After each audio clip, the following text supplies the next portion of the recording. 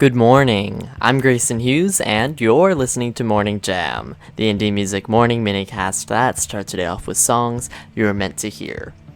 For this Sunday, I decided to choose a song that I have recently stumbled upon. It's another one that I don't have too much of a history with now, but I have a feeling I'm going to be listening to it for quite some time after this episode.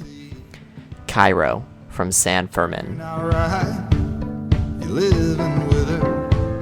When I first heard Cairo, I actually thought it was something that you would use in a movie trailer.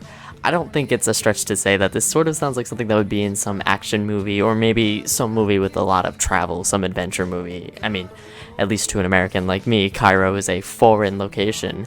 And in this song, he talks about delirium and 28 days of delirium, and it almost feels like he's waiting. And I think that's why I kind of imagine it more of an action movie sort of song instead of an adventure one, because, you know, imagine being chased by someone and just waiting for them to strike at you and kind of going crazy waiting for it to happen. That's kind of like what I imagine this song to be playing in the background of the scene that I imagine this set to. I understand that this song is a much more, maybe not somber, but it's not exactly the most upbeat song to choose for a morning show. But I wanted to choose it because I think its instrumental is something that deserves to have attention given to it. If you look into San Fermin, you'd see that this band is a strange project. It is actually not really inspired by the lead singer. The lead singer isn't actually the person who really organized San Fermin, but the person behind it worked with a very, very, very talented composers to create tracks like Cairo. And I don't think you'd expect that from an indie band, but they have a sound that isn't, heavy on the singing guitar. It's much more grand and experienced.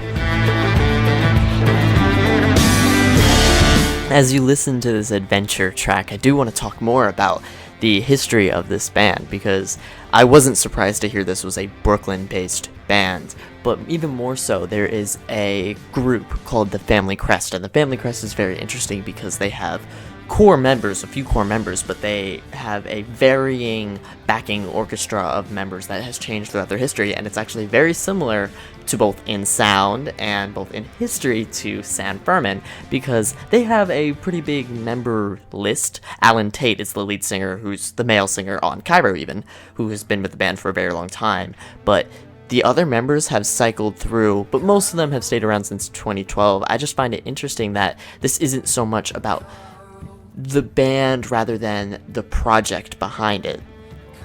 I just wanted to give special credit to the band leader of San Fermin, Ellis Ludwig Leon, because without Ellis, this wouldn't be a thing, and Cairo is, I think, a new favorite of mine.